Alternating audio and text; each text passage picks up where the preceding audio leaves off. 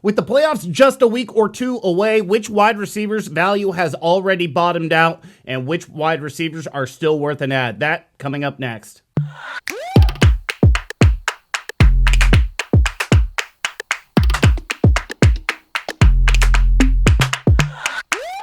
Welcome to week 14. Like I said in the intro, the playoffs are just around the corner and we need to cut some dead weight and we need to figure out who's worth an ad heading into these playoffs. And so we're going to start with my Denver Broncos and Courtland Sutton, a wide receiver that is still widely rostered at 80%. And this is a guy that, in my opinion, depending on which league you're in, the playoffs just starting next week or the week after, probably don't want Courtland Sutton on your roster anymore. And this is a hard one for me to say. Last week I talked about Jerry Jeudy as a guy who's kind of got the value of a desperate flex or a guy that you can drop. And to me, Courtland Sutton's value is even worse than that. And that puts him clearly in drop town. A guy that really doesn't have any trust with managers anymore, especially not with this guy. A guy that hasn't had more than 6 PPR points in a game since the return of Jerry Jeudy from his high ankle sprain. And that is a problem when we're talking about the circle of trust and we're deploying wide receivers and running backs in the playoffs. We need to have some sort of semblance of trust with these guys when we put them in the roster. And that might be as little as he's got the 50-50 chance of booming, 50-50 chance of busting. If he booms, we're good. We're moving on. If he busts, well, we're in for a dogfight. And Courtland Sutton doesn't even fit into that category. Like I said, since the return of Jerry Jeudy, this is a guy that hasn't scored more than 6 PPR points. He's been absolutely atrocious, and I understand that the Denver Broncos just gave him a shit ton of money, but that doesn't mean a damn thing when it comes to fantasy football, and it sure doesn't mean anything when it comes to who Teddy Bridgewater is going to throw the ball to. And the fact is, Teddy Bridgewater is a guy that can't support multiple receivers.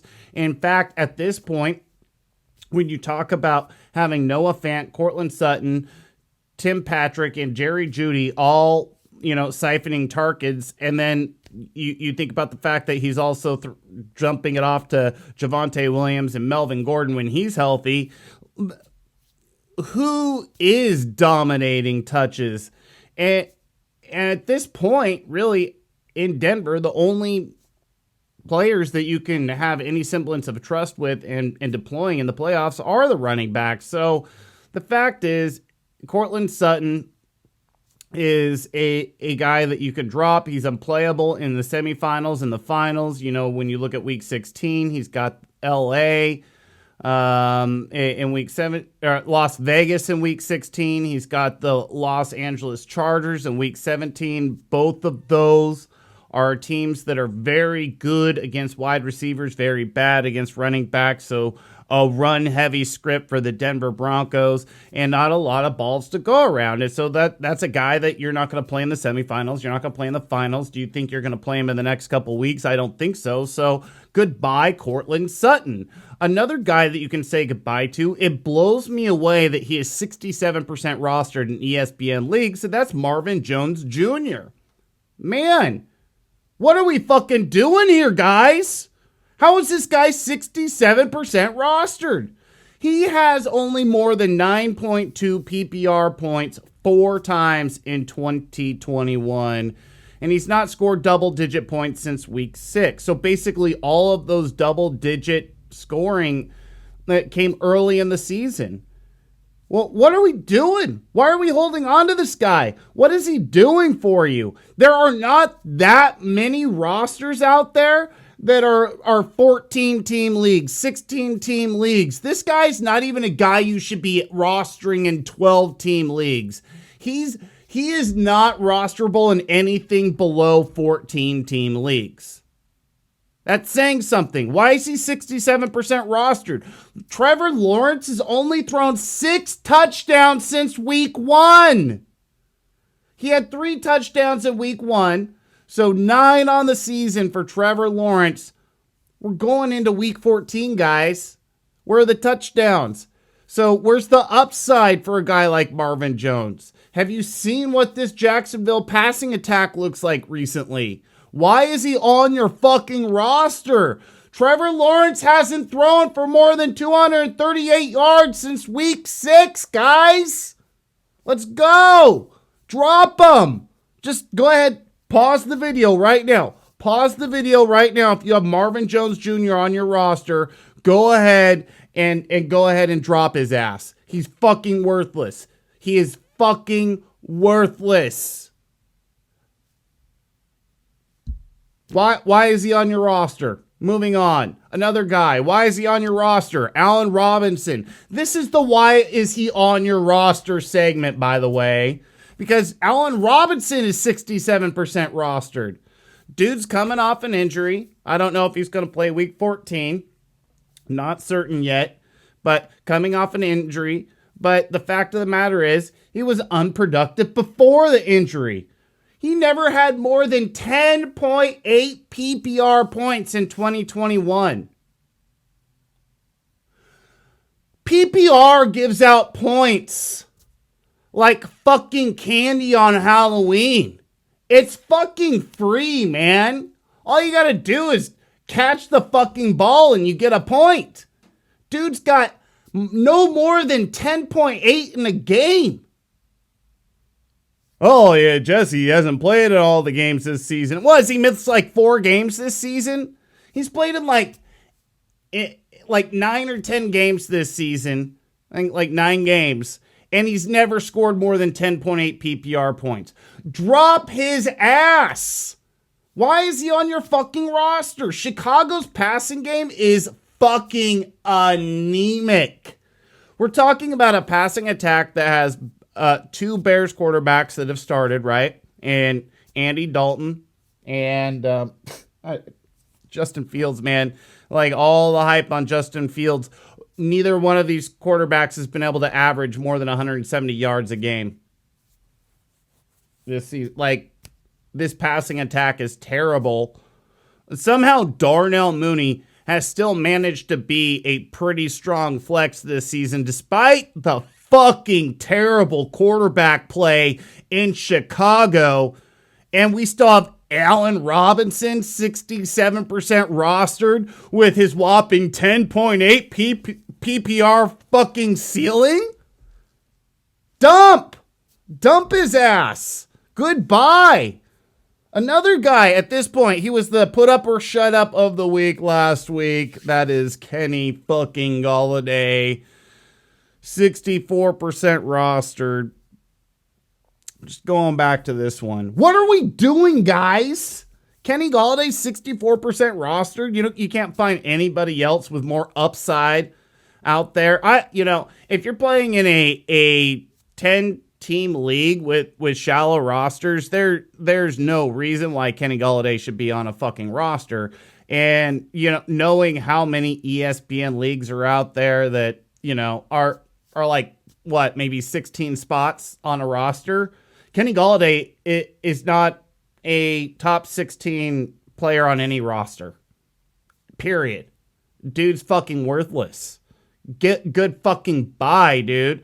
Now, I'm not saying he's a terrible player. In fact, we know that he can be a very good wide receiver. But look at this fucking passing game in New York. The fucking Giants are a fucking joke of a fucking offense. Joe Judge is a fucking joke of a head coach.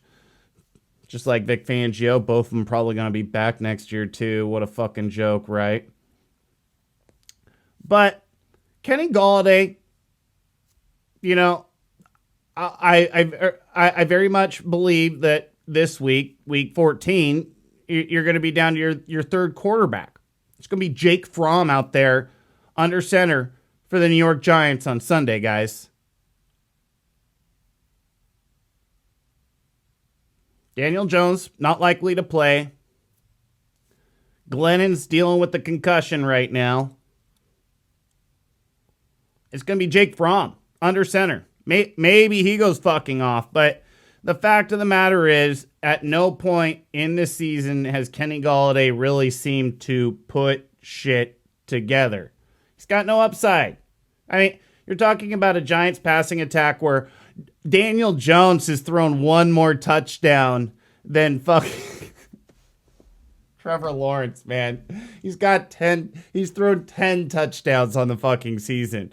Why are we dicking around with this offense? I know I've been fascinated with Kadarius Toney all fucking season, but enough is enough with the Giants passing attack.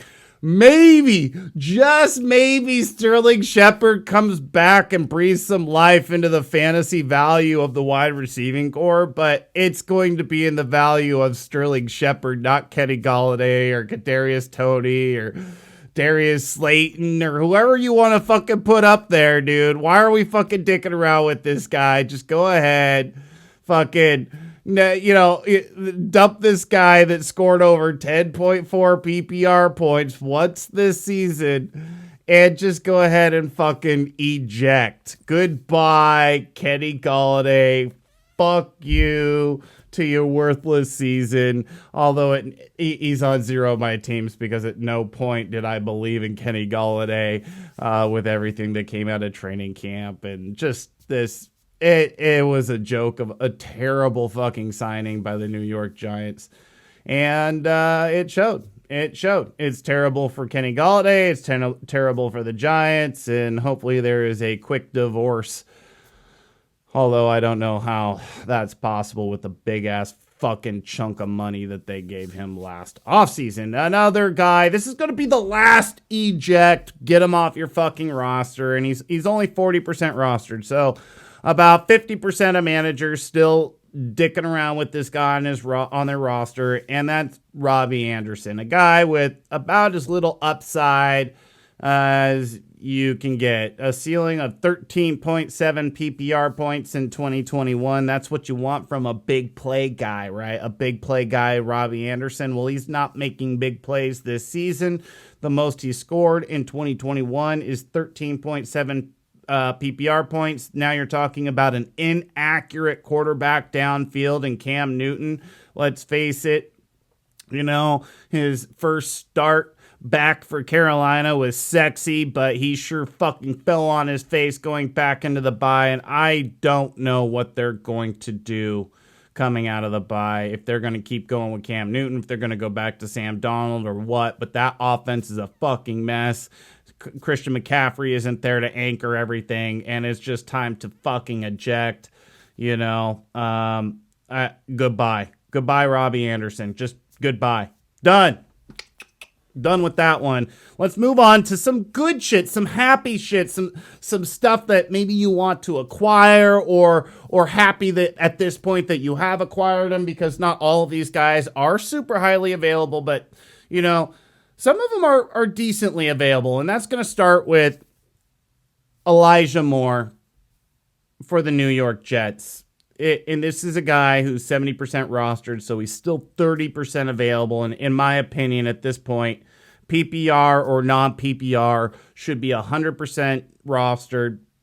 He has shown nothing but upside since the bye, a stable floor, 9.3 PPR points, and a solid ceiling of 29.6 PPR points coming out of the bye. He's only scored less than double-digit PPR points once since the bye, and that was week 12, I believe, with Zach Wilson coming back and them starting to get on the same page. But they did in the second half of week 12. Week 13 looked really good. Now we're talking about Corey Davis probably missing the rest of the season, so no more Corey Davis to get in the way of targets for Moore. So Elijah Moore, a guy that has a ton of fucking upside. He scored 20.6 PPR points against Darius Slay in week 13.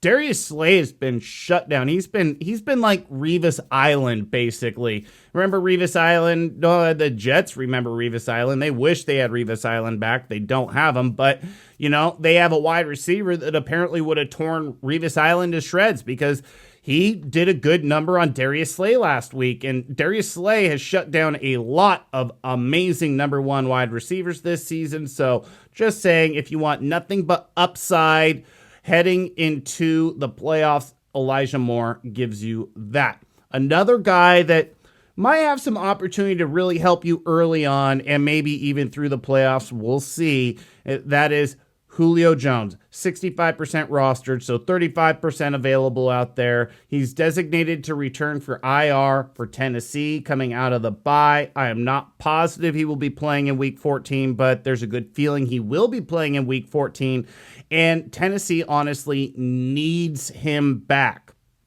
This is a team that is missing A.J. Brown. Obviously, we all know Derrick Henry has been gone until probably at least the playoffs, dealing with that Liz Frank injury. And so it's been devoid of playmakers. They have this running back by committee that is literally cast-offs and undrafted free agent fucking running backs that nobody believes in. And the only real true playmaker that has any sort of credibility in the NFL is Julio Jones.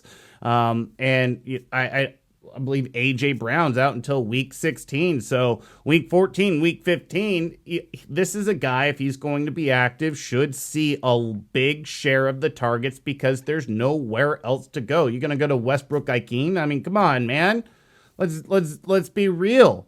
Like I said, the only true playmaker they really have left that's active right now or could be active on Sunday is Julio Jones. He's a guy that has a really good opportunity to make some noise here in the next couple weeks. He's got a great playoff schedule with Jacksonville, at Pittsburgh, San Francisco, Miami. All of these are beatable secondaries.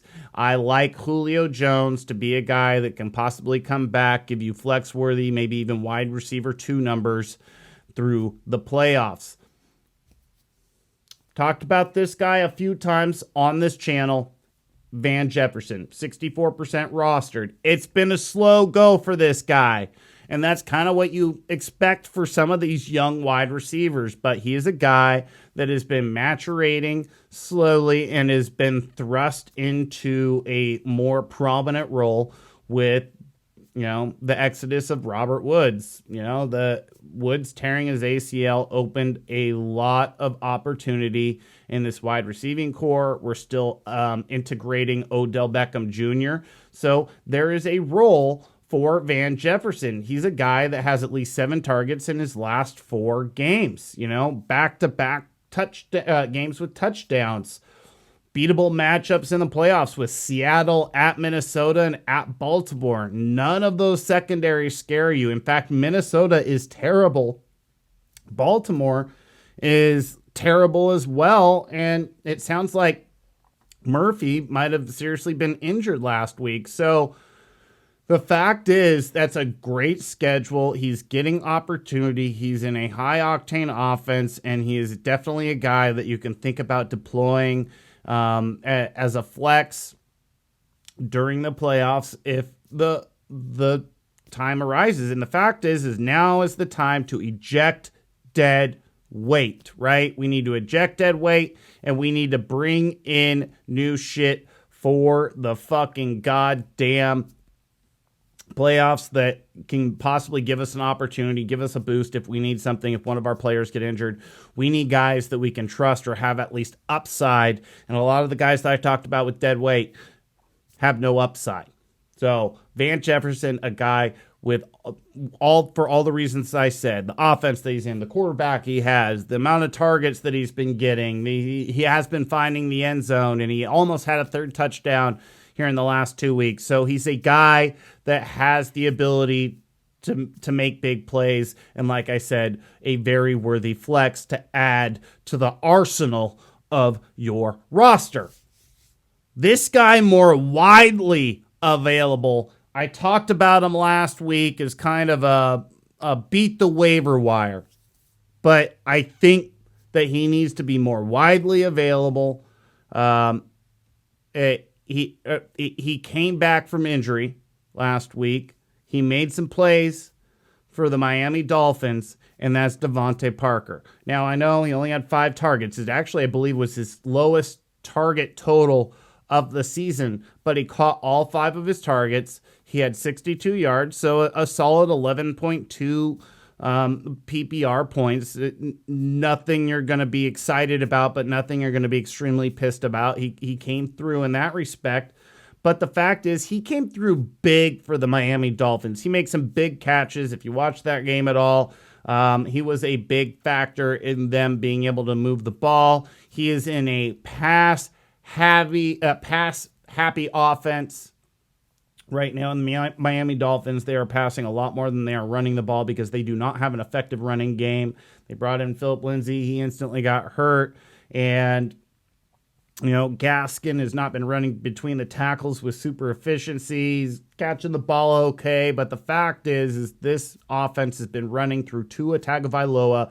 And Devante Parker is a guy that has a decent target share in a pass-happy offense with an extremely accurate and efficient quarterback. Go back and look what he's been doing the last 4 or 5 weeks. You would be impressed with how efficient he's been. He's cutting down on the interceptions, and he is connecting with his receivers on a high rate. So this is a guy who, once again, adding to the depth of our roster, going into the playoffs, trying to find pieces that can be useful, get rid of the dead weight. Devante Parker, a solid guy that could be flex-worthy going into the playoffs.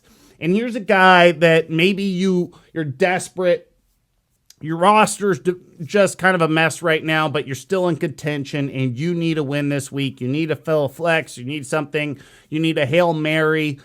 This is a guy I think that is worth looking into, and that's KJ Osborn, 4% rostered for ESPN managers. So basically 100% available, almost 96% available. We're talking about a guy, Adam Thielen, that's doubtful to play on Thursday night here in Week 14. We have a consolidated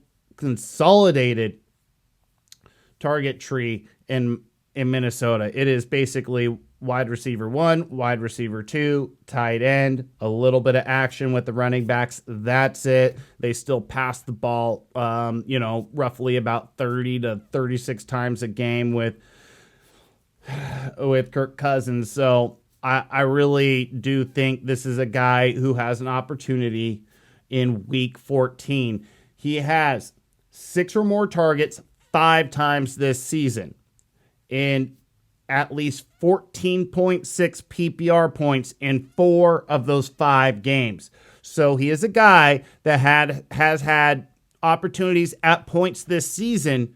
And when he's had those opportunities, he's pretty much come through in a fantasy world. So, I mean, if you've been using him in DFS, there have been weeks that he's come through for you as a cheap wide receiver. But right now, if you're desperate, you need somebody to put in your flex that you think, man, there's going to be opportunity. I'm not going to say he's a sure thing. I definitely think they're probably going to use Justin Jefferson even a little bit more in Week 14. But I think KJ Osborn has a great opportunity, and Pittsburgh on Thursday night is a beatable defense. So I think there is an opportunity for KJ Osborn to come through for fantasy managers in Week 14. I'd like to thank you for watching. Make sure to like, share, and subscribe to the channel. If you guys have any start-sit questions, want to interact, leave some comments. I love replying to comments. I will reply to every comment that is worth replying to. So if it's spam, obviously it's not going to get a reply. But if you have any questions, comments,